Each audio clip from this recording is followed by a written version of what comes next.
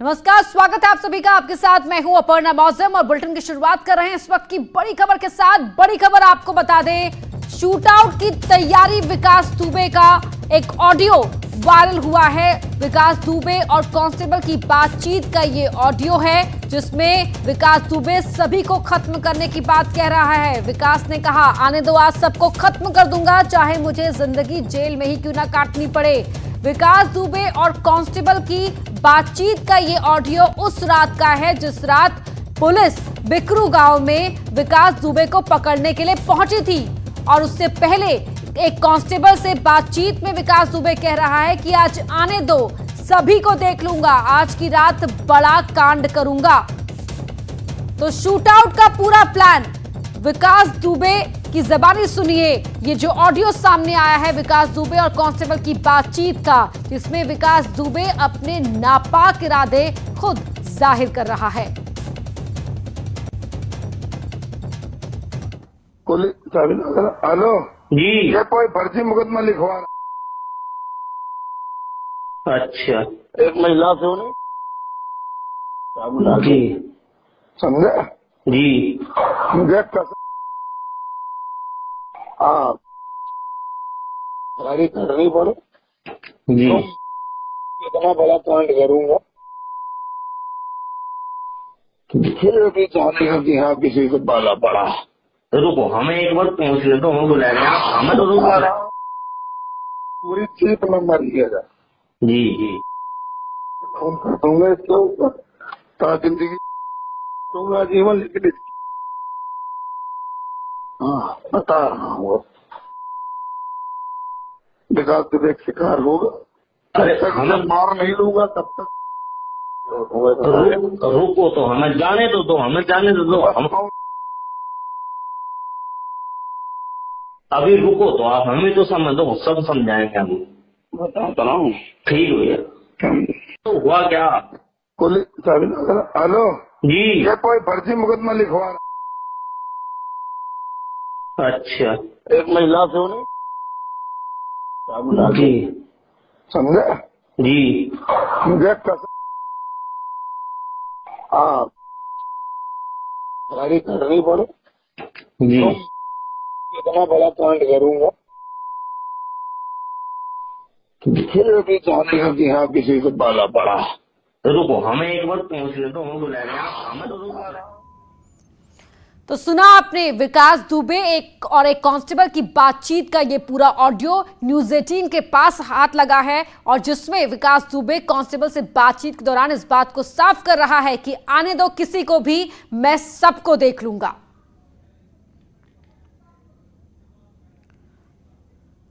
और अगली बड़ी खबर गाजियाबाद से आपको बता दें, जिसमें पत्रकार पर हमला मामले में 9 आरोपी गिरफ्तार किए गए हैं। पत्रकार विक्रम जोशी पर हुए हमले को लेकर गिरफ्तारी हुई है। एसएसपी ने प्रताप विहार के चौकी इंचार्ज को निलंबित भी कर दिया है।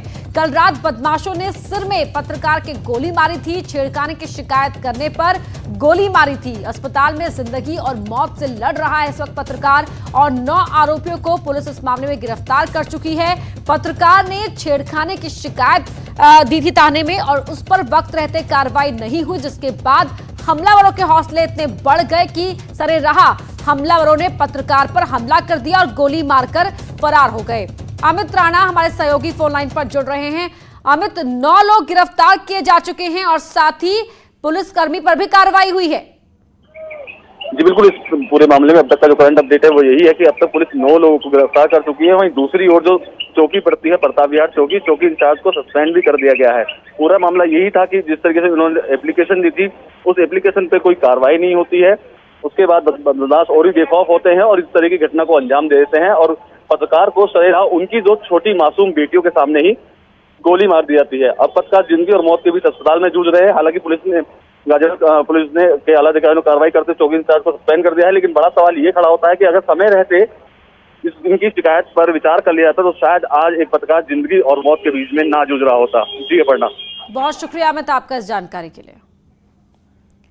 तो कल रात बदमाशों ने पत्रकार के सिर पर गोली मारी थी। 2 दिन पहले ही पत्रकार ने छेड़खानी की शिकायत दी थी थाने में, और इन लोगों के खिलाफ शिकायत की थी और इस शिकायत के बाद ये इस कदर भड़क गए कि सरेराह पत्रकार पर हमला बोल दिया, गोली मारकर वहां से भाग निकले।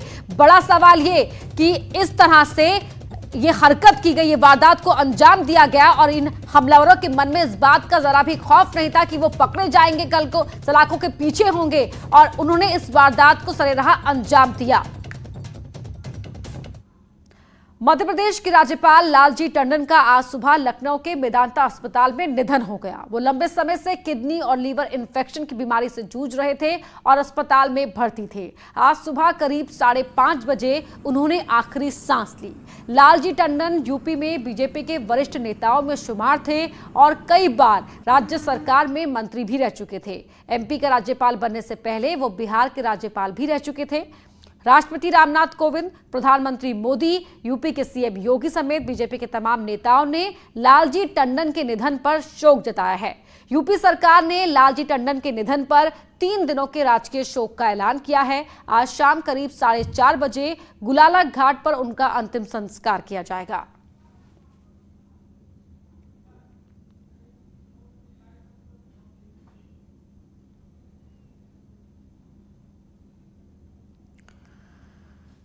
तस्वीरें आप देख रहे हैं जब लालजी टंडन की पार्थिव देह अस्पताल से के घर ले जाई जा रही थी अंतिम दर्शनों के लिए, और शाम 4:30 बजे आज उनका अंतिम संस्कार किया जाएगा। लालजी टंडन जो न सिर्फ अपनी पार्टी के नेताओं और कार्यकर्ताओं के बीच बल्कि दूसरे दलों के नेताओं और कार्यकर्ताओं के बीच उतने ही लोकप्रिय थे। सीएम योगी पहुंचे श्रद्धांजलि देने के लिए और सीएम योगी ने यहां पुष्पांजलि अर्पित की, श्रद्धा सुमन अर्पित किए। आज शाम 4:30 बजे लालजी टंडन का अंतिम संस्कार किया जाएगा। उससे पहले उनकी पार्थिव देह अंतिम दर्शनों के लिए रखी गई है। तो लालजी टंडन ने आज सुबह करीब 5:30 बजे लखनऊ के मेदांता अस्पताल में अंतिम सांसें ली, जहां वो कई दिन से एडमिट थे। लालजी टंडन के निधन पर CM Yogi Adityanath, deputy CM Keshav Prasad Maurya और मध्य प्रदेश के मुख्यमंत्री शिवराज सिंह चौहान ने शोक जताया है। लालजी टंडन जी का आज आकस्मिक निधन हुआ है। श्री टंडन जी के निधन पर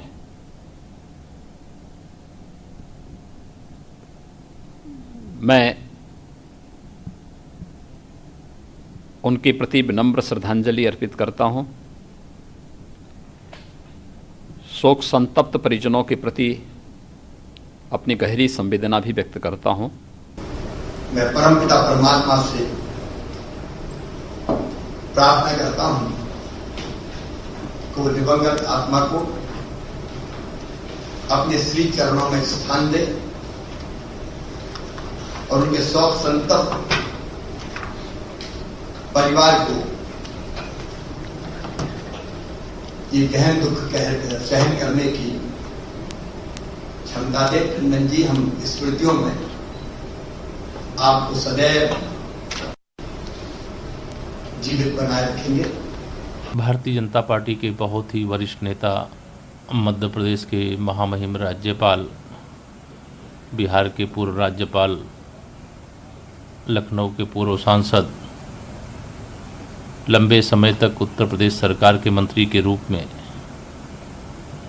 राज्य की और राष्ट्र की जो उन्होंने सेवा की है, उसके लिए श्रद्धेय श्री लालजी टंडन, जिन्हें हम लोग आदर के साथ बाबूजी कहते हैं, उनको कभी भुला नहीं पाएगा। अब हम 2 तस्वीरों के जरिए इसे दिखाते हैं। पहली तस्वीर उस वक्त की है जब लालजी टंडन का पार्थिव शरीर बीजेपी दफ्तर लाया गया। दूसरी तस्वीर में सीएम योगी लालजी टंडन के घर पर उन्हें श्रद्धांजलि दे रहे हैं। तो तस्वीरें आपके टीवी स्क्रीन पर हैं। एक तस्वीर में आप देख सकते हैं जब सीएम योगी लालजी टंडन को श्रद्धांजलि देने के लिए पहुंचे, और एक तस्वीर में आप देख सकते हैं जब अस्पताल से लालजी टंडन की जो पार्थिव देह है वो उनके घर अंतिम दर्शनों के लिए लाई गई।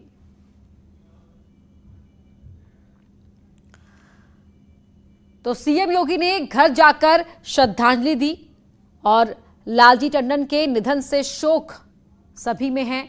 अनामिका हमारी सहयोगी लाइव जुड़ चुकी हैं हमारे साथ।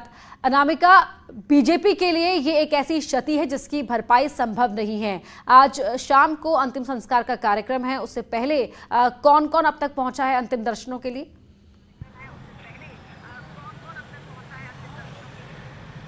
और देखिए अपर्णा, अगर बात करें आज की इस सबसे बड़ी दुखद खबर की जो सुबह सुबह ही आ गई, लालजी टंडन का जो हजरतगंज का आवास है, मैं इस वक्त यहीं पर मौजूद हूँ और जब मेदांता से उनके पार्थिव शरीर को सबसे पहले यहीं पर लाया गया, जहाँ पे ठीक बगल में बीजेपी का दफ्तर है, बीजेपी के दफ्तर के तमाम जो कार्यकर्ताओं का हुजूम था वो यहाँ पर उमड़ा। उसी ठीक वक्त करीब 9:30 बजे के करीब, 10 बजे के करीब मुख्यमंत्री के आने का भी कार्यक्रम शेड्यूल हुआ। 10:30 बजे मुख्यमंत्री यहाँ पर आए। उत्तर प्रदेश की जो राज्यपाल है आनंदीबेन पटेल, जिनके पास फिलहाल मध्य प्रदेश का भी अतिरिक्त चार्ज है, वो भी यहाँ पर आई थी। उत्तर प्रदेश सरकार के तमाम मंत्री, फिर चाहे वो डिप्टी सीएम केशव मौर्य, दिनेश शर्मा, सूर्य प्रताप शाही, महेंद्र सिंह, अब तमाम जो मंत्री थे उत्तर प्रदेश सरकार के, वो यहाँ पर पहुंचे थे। इसके अलावा चीफ सेक्रेटरी, अपर मुख्य सचिव अवनीश अवस्थी, प्रदेश सरकार के अधिकारी भी तमाम यहाँ पर आए थे शोक संवेदना व्यक्त करने के लिए। 3 दिन का राजकीय शोक घोषित किया गया है, जिसमें आज जो है वो अवकाश है और 3 दिन जो है वो जो राष्ट्रीय ध्वज होगा वो आधा झुका हुआ रहेगा। अभी फिलहाल जो है टंडन जी का जो पार्थिव शरीर है उसको यहाँ से जो चौक वाला स्थित घर है उनका, जो अपना व्यक्तिगत आवास है उनका चौक इलाके में पुराने लखनऊ में, अब वहाँ पे उनको ले जाया गया है, जहाँ पे पुराने लखनऊ के जो खास लोग हैं, जो लोग उनसे उनके अंतिम दर्शन करना चाहते हैं, उनके लिए वो वहाँ जा सकते हैं। सबसे बड़ी बात अपर्णा यहाँ पर कि न सिर्फ लखनऊ के लिए बल्कि पूरे यूपी के लिए ये बहुत बड़ी क्षति, कम से कम राजनीतिक मामलों की अगर बात की जाए तो। और यहाँ पे जो लोग आए थे उसमें से बहुत सारे ऐसे भी लोग थे जो हिंदू ना होकर के मुस्लिम थे, मुस्लिम समाज के लोग थे, तमाम मौलाना थे पुराने लखनऊ के, जिनका ये कहना था कि टंडन जी इकलौते शख्सियत ऐसे थे लखनऊ के जिनके लिए राजनीति धर्म से परे थी।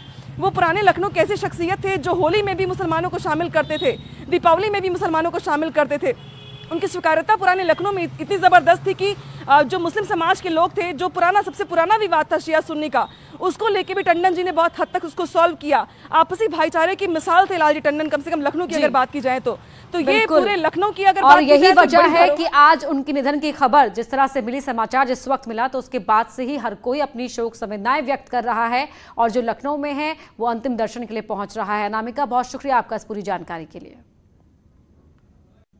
अयोध्या में राम मंदिर भूमि पूजन का 3 दिन का कार्यक्रम तय हो चुका है। ये 3 अगस्त से 5 अगस्त तक चलेगा।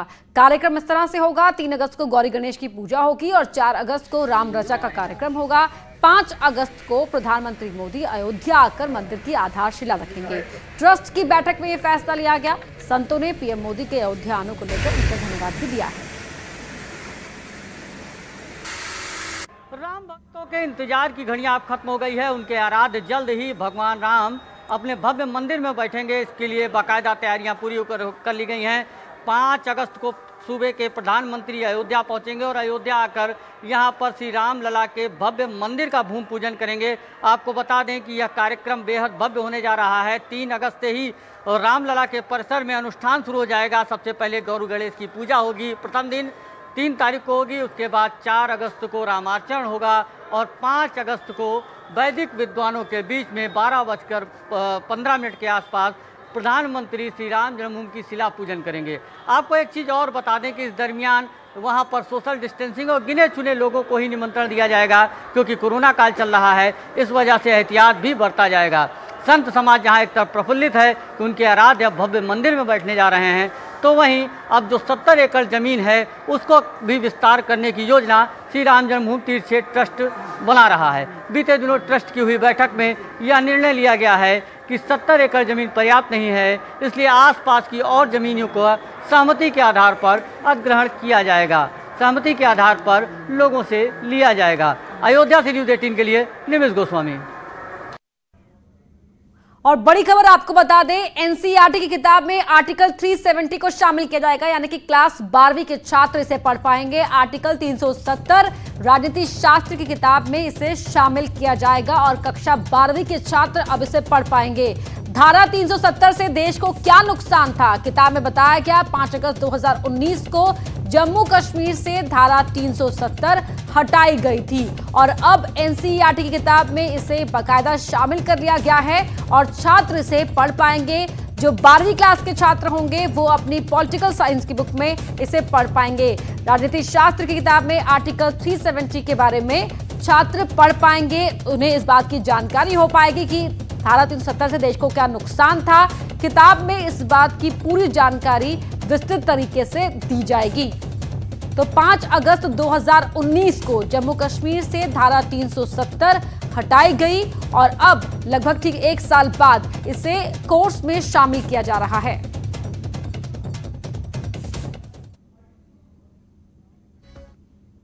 दिल्ली में मयूर विहार इलाके में हल्दीराम के गोदाम में आग लग गई। सुबह करीब 5 बजे ये आग लगी। फायर ब्रिगेड की 25 गाड़ियों ने आग पर काबू पाया। आग काफी भयावह थी। यहां देखते ही देखते गोदाम के आसपास आग फैल गई और एक इलेक्ट्रॉनिक दुकान को भी आग ने अपनी चपेट में ले लिया।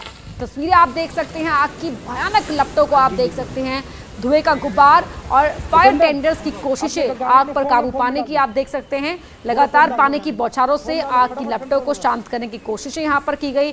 25 गाड़ियां फायर ब्रिगेड की यहां पर लगी थी और कड़ी मशक्कत के बाद घंटों बाद इस आग पर काबू पाया गया।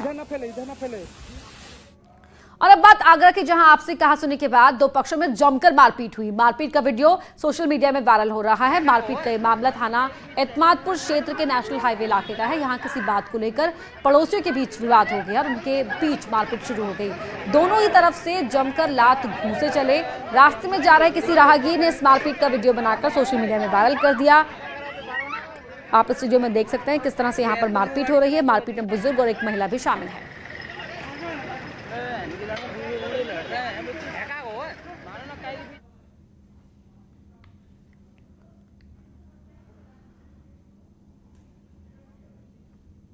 और वहीं बर्क के बयान पर सियासत गर्मा गई है। बीजेपी विधायक संगीत सोम ने पर्व को धमकी दी है। कानून के दायरे में रहे सांसद बर्क। संगीत सोम ने कहा, नहीं तो जेल में बनेगी सांसद की ईद। आलू साग खाकर भी ईद बनाई जा सकती है। एसपी सांसद ने मस्जिद खोलने की मांग उठाई थी। बर्क ने की थी बकरीद पर जानवरों का बाजार खोलने की मांग। तो वहीं अब संगीत सोम ने कहा है कि आलू और साग खाकर भी ईद मनाई जा सकती है, यानी कि शाकाहारी रहकर भी ईद मनाई जा सकती है। और अपनी हद में रहे सांसद, कानून के दायरे में रहकर बात करें, नहीं तो जेल में सांसद की ईद बनेगी। ये संगीत सोम ने बर्क को धमकी दी है।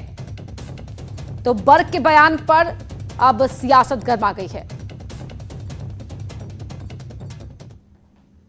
कानून के दायरे में नहीं रहेगा तो ईद जेल में बनेगी। जैसे आजम खान की जेल में बनी, उनकी भी जेल में बनेगी। उन्हें इस बात को तो ये किसने कह दिया है कि बकरीद पे बकरा काटेंगे? अरे साग आलू बना के भी त्योहार मनाया जा सकता है। इस कोरोना काल के संकट में जानवरों का काटना वैसे भी गलत है और जानवरों का मीट खाना गलत है। साग आलू खा के त्योहार बना तो सबसे पहले पाकिस्तान में भगा दें, वहां तो मंदिर ही नहीं बनने दे रहे हैं। तो वहां मस्जिद है, वहां क्यों नहीं कोरोना भाग रहा है? हिंदुस्तान कानून के हिसाब से चलता है और कानून आज लॉ यही कहता है कि कोरोना काल में जो सरकार ने नियम बनाए हैं वो मानने चाहिए और मानने पड़ेंगे। और मैं फिर एक बार कह रहा हूं कि मिस्टर रहमान को ये ध्यान रखना चाहिए कि उनकी खाला की सरकार नहीं, भारतीय जनता पार्टी की सरकार है। नियम कायदे कानून से ही नमाज पढ़ी जाती है अल्लाह का शुक्र अदा करने के लिए, तो उसमें मस्जिदें और ईदगाहें खोली जाएं जहाँ पर चूँकि सारा मुसलमान नमाज पढ़ेगा और पूरी एहतियात से पढ़ेंगे। और हमारा ये यकीन है कि ये अल्लाह के दरबार में हम अपनी माफ़ी मांगने के लिए जा रहे हैं, तो वहाँ इसी कोरोना के ख़त्म होने के लिए और मुल्क के हालात बेहतर होने के लिए और मुल्क की भलाई के लिए हम लोग दुआ करेंगे और अल्लाह हमारी सुनेगा इंशाअल्लाह। बॉलीवुड के सुल्तान यानी सलमान खान हमेशा से ही कुछ अलग और हटकर करने के लिए जाने जाते हैं। बॉलीवुड में दबंग, सुल्तान और भाईजान बनकर करोड़ों दिलों को जीतने वाले सलमान खान अब बन गए हैं किसान। बॉलीवुड के प्रेम सलमान खान, बॉलीवुड के दबंग सलमान खान, बॉलीवुड के सुल्तान सलमान खान, करोड़ों फैंस के भाईजान सलमान खान। सलमान खान नाम एक है लेकिन उनके रूप अनेक हैं और वो हर रूप में करोड़ों देशवासियों के दिलों पर राज करते हैं। लेकिन अब उनका एक अलग ही रूप देखने को मिल रहा है। लॉकडाउन की शुरुआत से ही बॉलीवुड के भाईजान सलमान खान मुंबई के पनवेल स्थित अपने फार्म हाउस में खेतीबाड़ी में हाथ आजमा रहे हैं। लगातार सोशल मीडिया पर अपनी तस्वीरें भी शेयर कर रहे हैं जिसमें उन्हें खेती करते हुए देखा जा सकता है।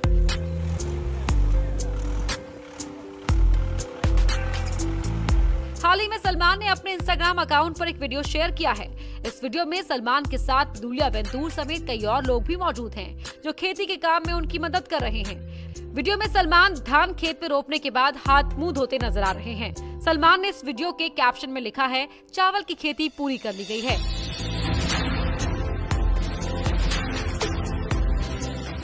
सुपरस्टार किसान सलमान का ये वीडियो उनके फैंस के बीच काफी वायरल हो रहा है।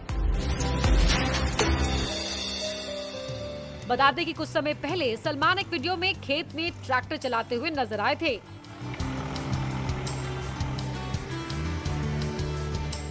Bureau report, news 18। और यहाँ रुक रहे एक छोटे से ब्रेक के लिए।